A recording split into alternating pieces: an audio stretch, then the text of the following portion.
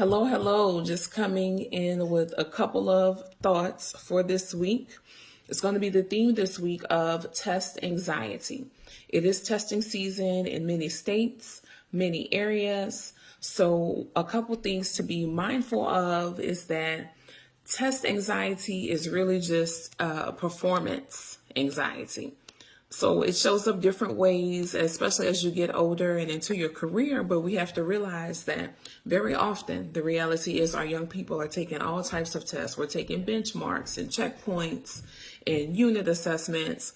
But truly, we're on the phase now of high stakes exams. So those state assessments.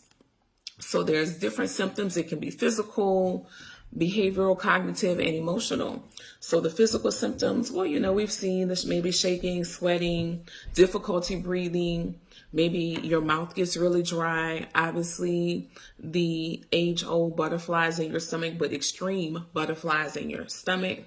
Might be some nausea, some vomiting, and even some diarrhea in some cases. Not things that we like to talk about, but it's good to be aware of. Also, some behavioral things is that some people really start trying to avoid any kind of situation where they might have any kind of performance indicator, whether it's an assessment, an evaluation, things like that. So they literally and physically try to avoid it, but then also behaviorally, that's when people go into coping mechanisms and maybe some escapisms that are not always positive, such as drugs or alcohol, things along those lines. Emotional symptoms can be depression, low self-esteem, where they have a lot of negative self-talk at that time when it's time to actually perform, anger, and a feeling of hopelessness.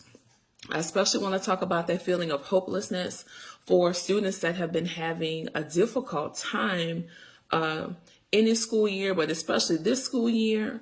I have seen extreme cases, a higher increase in the number of students that just seem hopeless because they really don't understand that they are constantly in a state of development. They are constantly progressing.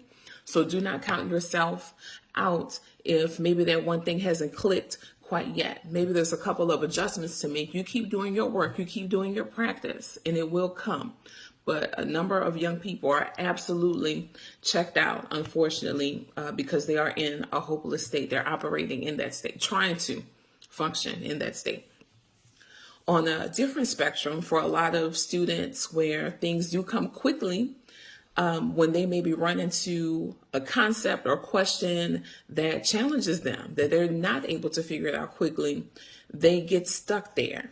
So we often have to talk to young people about, okay, maybe this one is giving you a little pushback, move around, go around. But students that have things come easily to them, sometimes they can be really obsessive. And so they will get stuck and continue to try to work that question out over and over again. And literally time will have elapsed. They work themselves into this different cognitive and emotional state that is not healthy.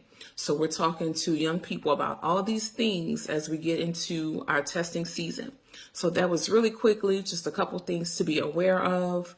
We'll have some posts coming up later this week with some good resources, reminders, and obviously mindset work.